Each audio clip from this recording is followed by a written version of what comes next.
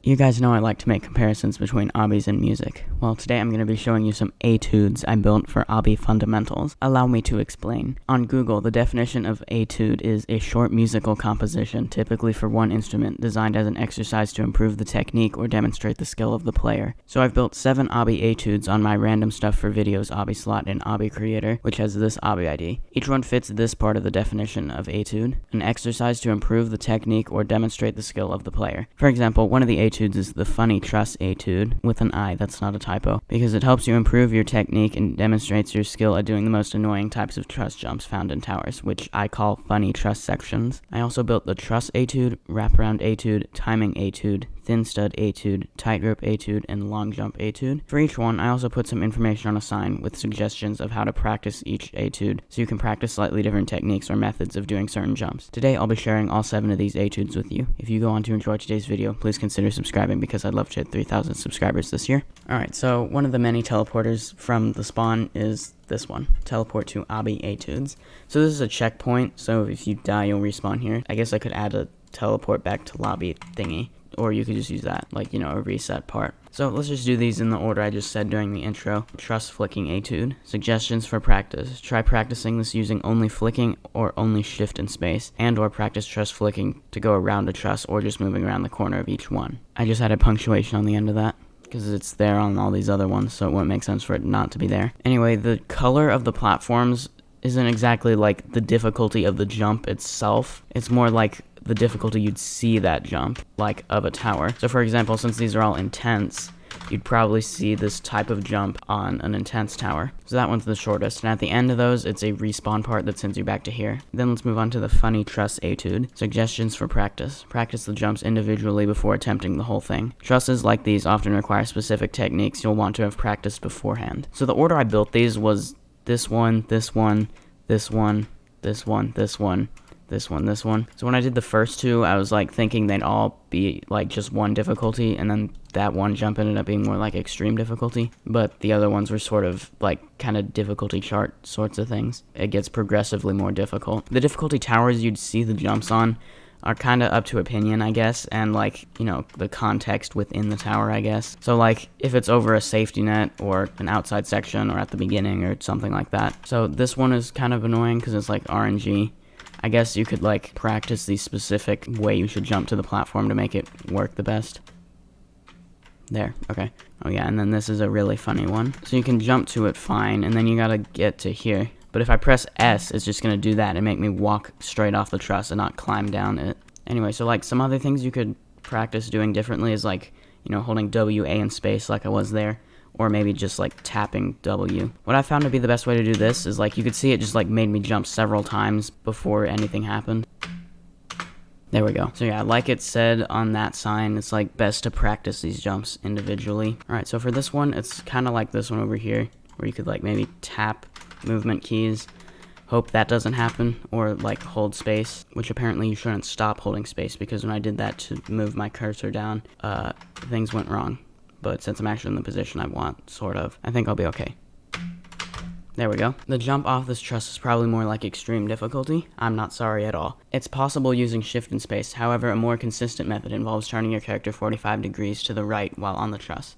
Then look toward the truss you're jumping to, and walk toward it, and press jump a fraction of a second later. Click/tap this button to activate a safety net on this jump to make practicing it less annoying. Alright, so I found that this is actually a thing on Saglubik, or Steeple of Gears Locked Up because it's called, from JTOH April Fool's 2023. I spent forever trying to win the Steeple, and I didn't because it was impossible and really RNG and bad. But it's an April Fool's event, so what did you expect? There's a jump like this where it was like a very far truss flick thing. So what you had to do was, you know, what I described on the signs. You had to turn about 45 degrees and do that. So you can go like maybe half a stud to 1 stud farther by doing that than just doing a regular truss flick. Alright, anyway, off of here, you gotta do, anyway, off of here, anyway, off of this truss, anyway, off of this truss, anyway, off of this truss, anyway, off of this truss, finally, anyway, off of that truss, you do that, and then you have another wraparound thingy here. There we go. Then go to that half stud, there you go. Alright, then we move on to the Wraparound etude. Suggestions for practice. Practice these wraparounds on both sides. You can also skip around to practice certain other jumps / sections, such as to practice slanted wraps. Also, practice some of these wraps as walkarounds. So you can see the difficulty progressively increases all the way up to there. And so we start with like 1 stud and 2 stud wraps. And then there are different variations of this as this goes on. I think this is probably the longest of any of these, because there's so many different variations on wraparounds. You know, you have sort of the normal ones, which is what this starts out with. And there's also like stick out wraparounds and slanted wraparounds and stuff. Oh, and angled wraps. It was kind of annoying when I would have like a single platform like this, or like a single part.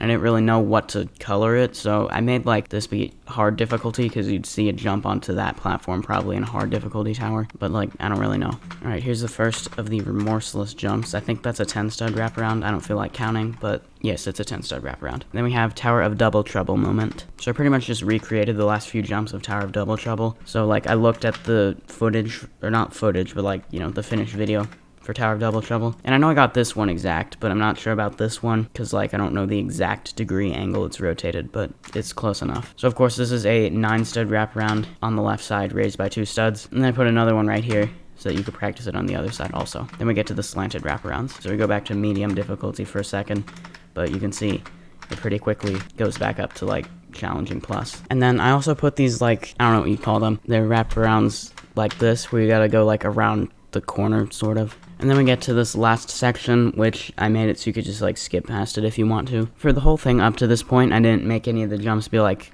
above insane difficulty, because I haven't completed any towers above insane difficulty, so I don't really know. I said a 4 stud stick out was extreme difficulty, but like, I first tried it, let's go. But like, it does depend, like if it's over safety net and stuff, so I really don't know. This is a 4 by 1.5. I also first tried that, let's go. And then this is a 4 by 2 stick out. There we go. That didn't take that many attempts, like 10 or 15. And then this is an 11 stud wraparound. So I have landed these before, and they are very not easy. Okay, so what you do is you like sort of get on the corner like this, and then you /E dance 2, and then you gotta do that. I'm not even sure if /E dance 2 makes a difference. I guess it does. Okay, let's go. Second try. Alright. Okay, let's move on to the timing etude now. Suggestions for practice. Practice the different sections of this, because they include similar types of jumps. I wasn't really sure what to say on this one. Oh, and I need to fix that shortcut. Like, it's just various types of timing jumps, like with moving parts or beat blocks. And again, kind of a difficulty chart sort of thing. That's sort of what they all are, other than those first two. That's not what you do. There we go. And then this is a conveyor launch, so you gotta time not like that. There we go. And then here you gotta time the jump onto the spinning platform, which is a little bit tricky. And then it's also sort of a timing jump to jump off of those onto the 1 studs. And then here you gotta use the spinning conveyor to launch yourself to this platform. There we go. And then some more beat blocks. They're like head hitters. I guess you don't actually have to move back if you just time it right. Alright, and then you got shoving platforms. Though timing on this one isn't super tight. And then just time the jump there so you don't run into the wall, and you'll be good. Alright, that takes us back to by spawn. Thin stud etude. Suggestions for practice. Practice these jumps using a variety of methods, such as with and without greater than less than keys, going into climbing animation, etc. Okay, so the platforms get progressively smaller as this goes on.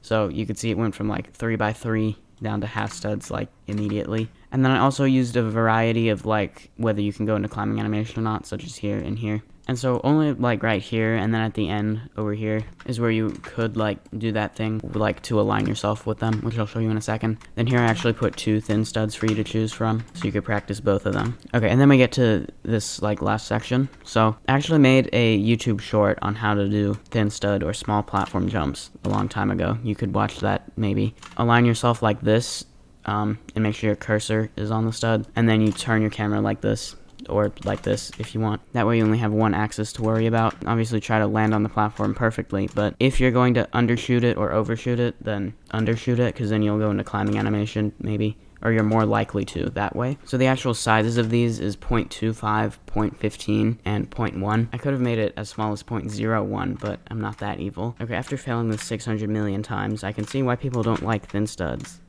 We're just gonna skip past that.